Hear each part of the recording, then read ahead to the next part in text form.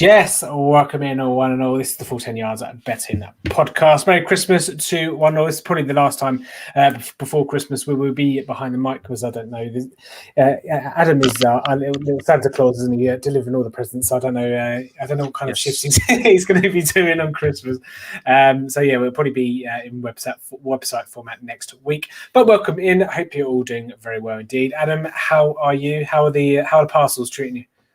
Yeah, it's ridiculous at the moment. It's basically like a triple Christmas, which is it's just crazy. We're a little bit overwhelmed. I've been off today though, and the joy of my day off meant that I was busy all day doing family stuff. So yeah, it's been a bit of a tiring one. I've got Monday off to properly relax, but yeah, it's just so busy at the moment, as you'd imagine.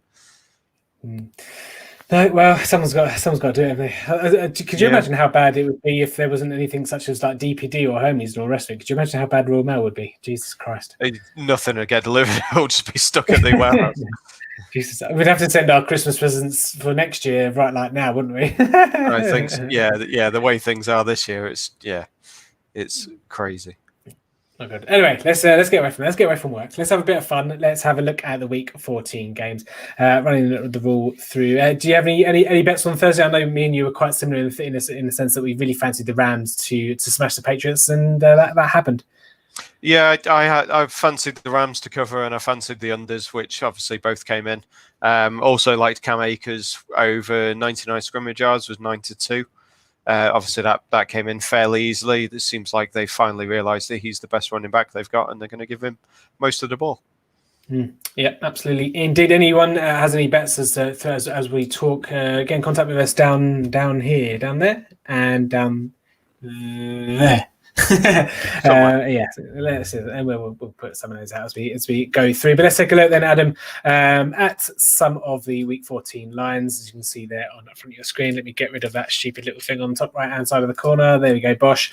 It's an interesting week this week, isn't it? I say before we came on air, we didn't really fancy. There's not really too much going on or anything that we really fancy. I say we'll go through them now. There are a couple of lines that I don't agree with, which I'll go through as well. But just to point out there, anyone that is betting, just obviously make sure prior to betting, I'm sure you do anyway, but just make sure you're looking at kind of what teams have got left to play for or what they are playing for. You know, if they're playing for number one seed, or if they're playing for a higher draft pick, or, you know, if they're playing for playoff seeding and record and all the rest of it as well. So just obviously bake that in mind when you see some of these lines. Some of them might look a little bit funky. And then say some of them, teams will have differing opinions going into the latter weeks of the season. So just bear that in mind before you do place your bets. Before I get to all mine then, Adam, is there anything that strikes you in terms of any of the handicap lines or total points there? No, one of the first ones I looked at this week was the Jets. They were plus 13.5 at one point, which I was quite happy to take. But then you've got the Mims news and the Crowder possibly out as well. It's not really worth taking it against the Seahawks. The Seahawks don't generally beat teams by more than one score, but it's with the injuries now, it's just too much of a risk. Falcons Chargers I can't do because of they're two teams I refuse to bet on anymore. It's just not worth it. It's interesting. There's only 4 games above 50 this week. Obviously, the scores have generally been going up week by week. So surprising, there's only 4 of them above 50 points this week. But is what it is. As Tim said, keep an eye on playoff challenging teams and teams who actually are going to be trying. My Nap is a team that is probably not going to be trying, but it's one I'll get to in a bit, obviously. Yeah, I think you do it just to annoy me, but we'll get to that in a bit later. Yeah. No. I mean, it should be the biggest weekend of the season for me and you against our teams against each other, but it's just such a disappointing year for both of us. But yeah, Broncos Panthers, I got nothing. Texans Bears, I got nothing. I'd probably lean Bears. Vikings Bucks, I'll definitely lean to the Bucks on that one off the bye week. If anyone needs a bye week, it's a 42-year-old quarterback, so I'd imagine he'll come back refreshed. Packers Lions is a good teaser leg. If you tease the Packers down to -2. That's probably a decent one. Tease them with the Saints, and you're looking at a fairly decent bet there. Washington and 49ers, I got nothing on that one. Steelers at Bills. Quite like the Bills on that one, but the Steelers, it could be a bounce back spot. They probably haven't felt the pressure as pressure, but it's one of those that the loss was overdue. They've been poor over the last few weeks. So I wouldn't be surprised if they bounce back, but it is their 3rd game in 11 days, so that's obviously the flip side to that. And then Ravens Browns should just be a cracking game. I'm really looking forward to that one. I may get up for that one. Yeah, I'd say talking of days off, I'm actually on holiday now till Thursday, I think. So yeah, nice. I might. Yeah, it's nice to get a bit of Christmas shopping done. So I'll probably watch a bit of football as well. But my fantasy football seasons have been absolutely crap, so I've got nothing there to look forward to be quite honest. So yeah, anyway, don't you start, Jesus Christ. I'll beat you though, so I can't be taking crap. I linked my way to the playoffs. Yeah. Anyway, we don't need to talk about my fantasy football season. Yeah, a couple of lines I don't agree with. I agree. I don't understand why Houston are favourites against Chicago. Yes, Chicago have lost 6 on the bounce, but Houston Texans shouldn't be favoured on the road. I know Deshaun Watson kept it close against the Colts last week, and obviously that was my next best, which came in. And actually, pat on our backs 4 out of 4 last week on Naps and next best. But yeah, going back to the Houston, I don't understand why they'll be favourites. They've got nothing to play for. I suppose Chicago kind of have a glimmer of hope still, but sometimes they can't overcome that anyway. But I don't understand why Houston are favs in that one. But the one I really don't agree with, which you mentioned on as well, I do not understand for the life of me why Baltimore Ravens are favoured over the Cleveland Browns. Cleveland Browns, they're at home first and foremost. They had the Titans last week, who have Derrick Henry, one of the best running backs in the league. When he gets it going, and I know they took the game plan out of his hands a little bit by the scoreline, but even when it was kind of close, they kind of kept him under wraps a little bit. And I'm not being funny. I'm not taking anything from Baltimore's running game against Dallas last week. I could run for 100 yards on this Dallas defense. For me, I didn't think the Ravens did a lot on defense at all. They're ravaged by COVID. They're ravaged by injuries and people coming back. And obviously, Mark Andrews has taken a bit of time to come back with his type 1 diabetes. I just do not understand why Cleveland Browns have underdogs here. I'd say that's one big one for me. And then the other one I don't really understand is why Arizona are fighting the favourites against the New York Giants. Kyler Murray's beaten up. We've mentioned it the last couple of weeks, and all you need to do is go and look at Nuke Hopkins' route tree from last week. It's amazing, isn't it? Next gen stats. It's just like a route bush is what I heard. Yeah. It's just left hand side of the field, isn't it? It's like 90% of his within 10 yards of the line of scrimmage, left hand side, and that seems to be it. Yeah. Yeah, but absolutely, but mind-boggling. But I know Arizona can't run the ball much, obviously, because Kyler Murray is a bit banged up. Kenyon Drake, despite his touchdowns that he's had this season, he can barely run the ball through the offensive line. It's mainly because of Kyler Murray, and obviously now that the threat of Kyler Murray is somewhat diminished with his injury, or they're not really running him as much, it's easier to defend against Drake. And Chase Edmonds has not been pulling up too many trees for a couple of weeks now. But I know everyone jokes the NFC East is a joke. It's not one you get in a Christmas cracker, but them and Washington, they've been racking up a few wins last couple of weeks, and that Giants defense, Washington as well. Their defense is pretty decent. So I've got a funny feeling that the Giants could keep them a bit quiet. I'm not quite sure why the Giants, again, they're at home. Not quite sure why they're underdogs there at home, but it's not an 85 Bears defense in Arizona. I think Wayne Gallman could have a decent running game.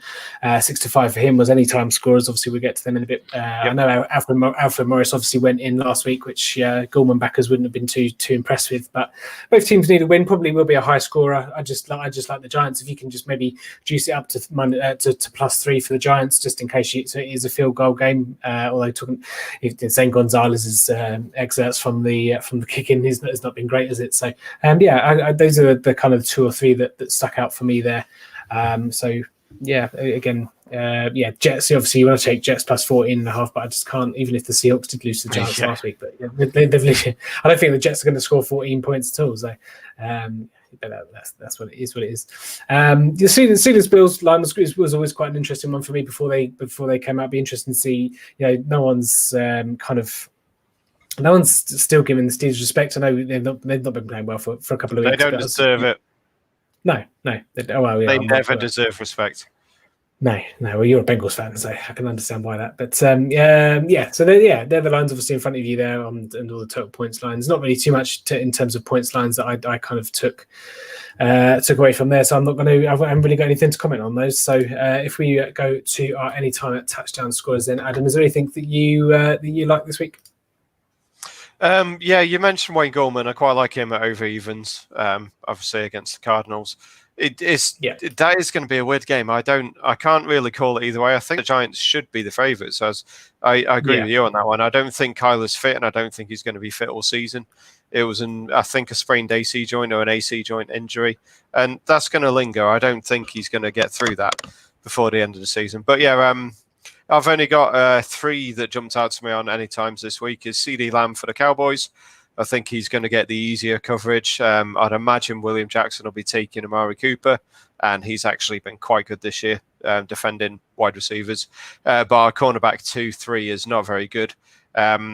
So I think CeeDee Lamb at 21-10. It was not 21-20 as I've got written down. Cordarrelle Patterson for the Bears. Maybe they figured out how to finally use him last week. He's 9-2 to score again. He scored last week. And then Colin Johnson 6-1 for the Jaguars. He led the team in receiving yards again. It's 2 weeks in a row, even with DJ Shark back last week. So I thought 6-1 was fairly high for him. Against whoever they're playing. I'll be honest, I can't remember who they're playing. Titans. Against the Titans defense is not very good. Adoree Jackson might be back. There's a possibility he's finally going to play again this season, but Colin Johnson's a gigantic man, so I wouldn't be surprised if he finds the end zone. And 6-1, I thought was good odds. Yeah, and I thought just to give a bit of love to Lawrence, our Mr. Retro. Baltimore are a superior team, and they have roasted Cleveland already, but Cleveland 38-6. It was week 1. I'm sorry, Lawrence, but as things stand right now, Cleveland are superior than Baltimore. I don't care what anyone says. Baltimore have not been good for weeks. I'll bring this up with you on Monday on the podcast. I'm with Lawrence on this one. I'm staying away from that game, but Baker Mayfield's going to be feeling himself after 4 touchdowns last week or whatever he threw in the first half. He's going to throw interceptions this week. Yeah, maybe. And I would say I've got a Kareem Hunt as an anytime touchdown scorer in this game. It just feels like a bit of a Kareem Hunt game to me.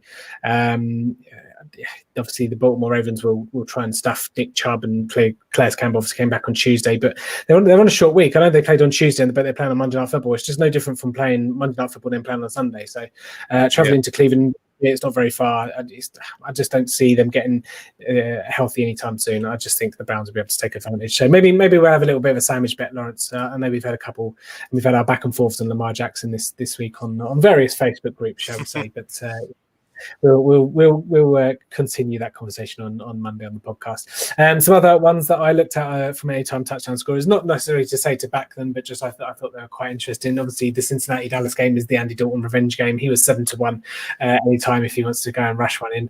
That can't see it myself, but it's always fun to look at these kind of things. I did think, although saying that, I did think obviously with the game that I'm not saying the Bengals are going to run as effectively as the Baltimore Ravens did against Dallas, but Samaje Perine was a bit big at 9-2. I thought.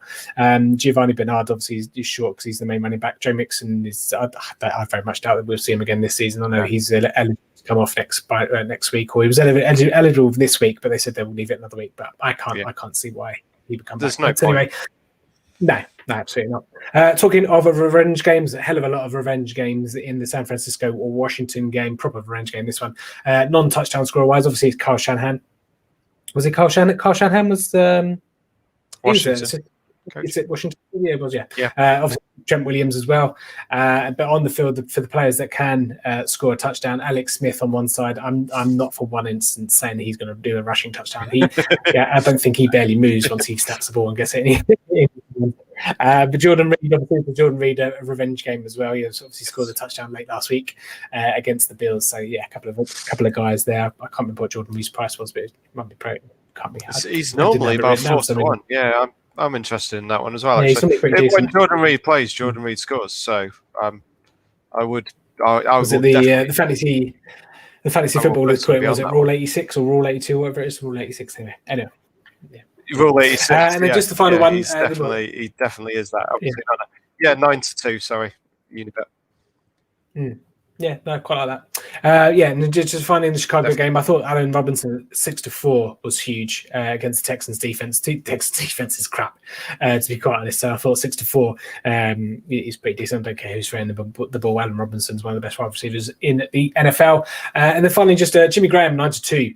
I thought was slightly big as well. I know Cole Kmet scored the touchdown last week, and he's not been, Jimmy Graham's not really done too much, but it feels like a bit of a Jimmy Graham. He's going to pop up this week. And I'm in that game, obviously, versus the Texans. I am now officially off. I'm officially off the Jordan Akins train. I'm fed up with it. I'm getting off the stop, and I'm done. I'm absolutely done. Right, okay. They're the only time at touchdown scorers. Let's see if we've got any comments, lovely stuff. Let's move on to our next bests and our naps. Mr. Wolford, what are you going for week 14? Yeah, obviously you've already mentioned this to me. My nap is the Cowboys -3 at Cincinnati. I just don't think the Bengals have got any ability to keep up with the Cowboys. The Bengals defense isn't as bad as touted, but the Bengals offense is as bad as expected. We've scored 10 points in 3 second halves the last 3 games. There's no way we're going to be able to keep up with Amari Cooper, Ezekiel Elliott, Michael Gallup and CeeDee Lamb. I don't see any physical way that we're going to score more than 14 points. And if you're telling me the Cowboys are going to score 17, they'll score more than that. So yeah, it's Cowboys -3 versus Bengals. Yeah, of course we're jostling for, was it the number 3 pick or the number 4 pick? Yeah, that's the thing. We don't want to win. We need Penny Sewell. We cannot let you guys take it. No, we want him. We'll have him. It could be the Penny Sewell Bowl, isn't it? It really is. Yeah. There you go. Yeah, brilliant. Lawrence has taken the sandwich bet on Ravens for Monday Night Football. Look forward to talking about that on Monday. Okay, let's go with my nap. My nap is, I mentioned it, nap Browns +2 versus the Ravens, and shove an extra sandwich on it if you like. I don't need to go through it. I just don't understand why the Browns are not even at least making a pick 'em. Like they're at home. If it was at Ravens and Browns are +2, I was like, okay, maybe, but yeah, doesn't make sense to me. But yeah, Browns +2, the nap for the week. For yours, truly next best, Adam. My next best is Steelers against the Bills over 48.5 points. I just think there's going to be a load of points in this one. The Steelers, as I say, it could be pressure off after last week. The players might actually start catching the ball instead of dropping every pass. They've dropped more than any team this season. And over the last 3 weeks, have been like 20-odd drops. It's ridiculous for the Steelers. So I'm hoping now that they've lost the game, there's a bit of pressure off and they'll kind of settle into it. And then the Bills, obviously, we know the Bills are able to put up points. I just think it's going to be over. I think it's going to be a high-scoring game. I think that should be a really good game. Second half is where I particularly want to concentrate on the Bills. As I said before, it's the Steelers' third game in 11 days. So there's a good chance they tire towards the end of that game. So if it's tight at halftime, then you're probably looking for the Bills to win it or to go over their total in the second half. So yeah, for some reason, I just think there's going to be a lot of points in that one. So over 48.5. Yep. No, fair enough. And yeah, no, that would be a good Sunday Night Football, that one. Okay, my next best is going to be Aaron Jones, anytime touchdown scorer.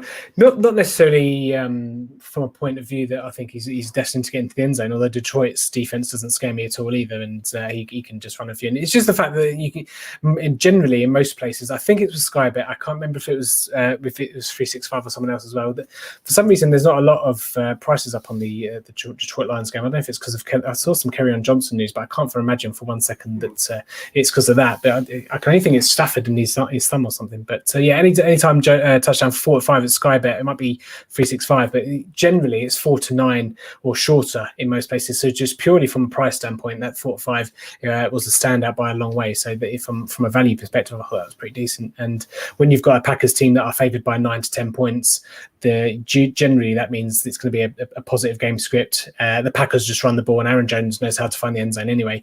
I know he had the same amount of carries as Jamal Williams the other day with 60 when they split 16, when they split 32 equally at 16. But Jack Jones, he likes the goal line stuff. And I just thought, 4 to 5 where you've got 4 to 9, 2 to 5 everywhere else. I thought that was just a bit of a standout bet. So should get duly punished in my opinion. So that was that's my next best. But hopefully, Adam, we can go 4 out of 4 again like we did last week. Well, yeah, I mean, yeah, it'd be good for my team as well. Obviously, as we said, Bengals retaining the number 3 pick. So yeah, hopefully we'll go 4 out of 4. Yeah, maybe. Okay, let's quick before we do get out of here. Let's talk about the. Just get rid of my app because we're going to anymore. What do you reckon of the Sky touchdown trebles? Both 5-1 this week. Tyreek Hill, Derek Henry, and Dalvin Cook. I didn't like Dalvin Cook, but I know it's Dalvin Cook. But it's against Tampa Bay. With 5-1. And then in the late one, DK Metcalf should be okay. Devontae Adams, who I think he with a touchdown this week will set a franchise record of consecutive games with a touchdown. I think it 7. Nice. It will be 7 this week. So, and obviously, Aaron Rodgers loves Devontae Adams. Do you know what amazes me? It amazes me how many targets he gets in the red zone, but how many of them are like 4. The last one last week was on 4th down. It's just amazing. Like 3rd and 1, 4th and 1. They just keeps going to Adams, and they do I like think it was. was. And stuff.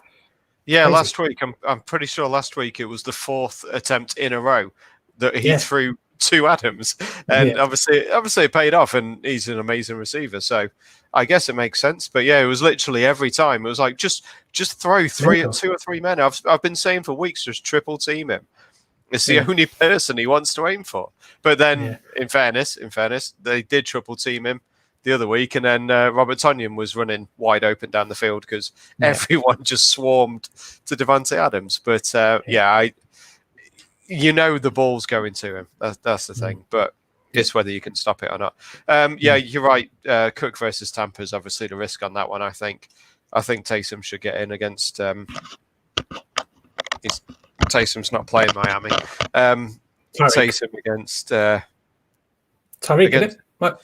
Oh, was it Tyreek Hill? Sorry, not Taysom. Yeah. I thought it was Tyreek. I mean, Tyreek Hill's been on fire this year. And then the late one I quite like, apart from Kamara, is the risk because they just don't seem to use him that much with Taysom Hill at quarterback. So that's the risk there for me. But I actually quite like both of them this week. I'll probably be on both of them. Yeah, it's a bit short for me to probably get involved too much, but I mean, Kamara got back to a little bit of luck himself last week. Had a bit more on the ground, and but just from Philadelphia aren't that great, are they? So probably be run all over them. But there we go. Any props from you? Or are we going to get out of it nice and early today? No props for me. I've not had enough time to look at everything, frankly. So not much for me, I'm afraid. That's quite right. That brings me a nice little bridge. And if all Adam stuff obviously will come out tomorrow as usual. His in-depth previews on a Sunday. As we normally do, give yourself a little plug. Yeah, at Touchdown Tips on Twitter, TD Tips or touchdowntips.com.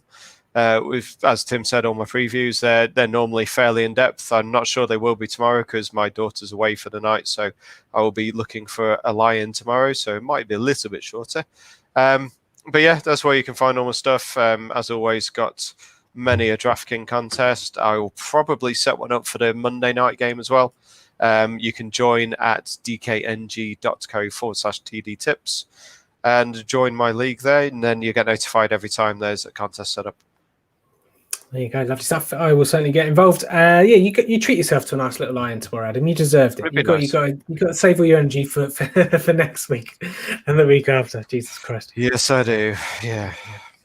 Although it's saying that, do you deliver in your house or your own house? No. We're I'm in a little village called Mickleover, which is a lovely posh borough of Derby, and they're the nicer kind of people, so they're all very apologetic and very thankful. And I've had about 50 quid in tips already. I'm hoping that'll be. I was going to say, you must do. Do you get any tips? I remember when I was Paperboy, but I used to get loads of tips, obviously at Christmas time. But I always wonder because it's not always something you associate with the postman giving a tip, is it? I'm hoping this year that it will be substantial. the year that we've had and the service that we've given to everyone while everyone's been stuck inside. We've been out every day this year pretty much. So, yeah, I'm looking forward to it. Thank you very much, Lawrence. Much appreciated. Just put that post on there. Absolutely. Well, let's say if it makes you feel any better, there's a little gift in the post from me to you as well to thank you for your time and your efforts as well. So on that note, be thankful, everyone. Be lovely and kind this Christmas, and I wouldn't say give Adam more work to do, but Yeah. Funny you say that. My postman, I apologise to my postman quite a lot over the last week or two, because literally he'll come to the door and the bag, like, because I've got all my stuff, all my Christmas presents done early. Literally, the whole bag of all the parcels are all for me, and I'm like, I'm so sorry. So I'll have to get him. I'll have to get him a bottle of wine or like 10 or 20. Hey, a lot of people are in a lot worse position than we are. So grateful to have a job. Is busy, but the way things have been this year, who cares? It's just we're supporting our families. Just live life, don't hold grudges, get on with everything, and we'll get through it all. Amen to that. Right, that's going to do it for today's podcast. I hope you enjoyed it. I hope you make some quiche over the next couple of days in week 14. Obviously, in time for Santa, we'll be back. Obviously, as I say at the start of the show, we'll be in website format next week with an article so that Adam can go and enjoy his Christmas as well. So, but obviously, I'll speak to you before Adam. But obviously, all the best to you for Christmas. Hope you have a lovely one. And obviously, we'll be back the week after New Year's, and we'll be doing it all over again. But yeah, thank you for your time, mate, and hope you have a good one. Yeah, you too, mate. Looking forward to the fantasy playoffs in DGen's Invitational League. Get stuffed. We'll see you all again, all the ladies and gentlemen out there. Say have a lovely Christmas. We'll be back on the other side. But gamble responsibly. Don't do anything stupid. And yeah, we'll see you soon. In the great words of Kevin Cadle, it's a bye-bye for now. A bye-bye.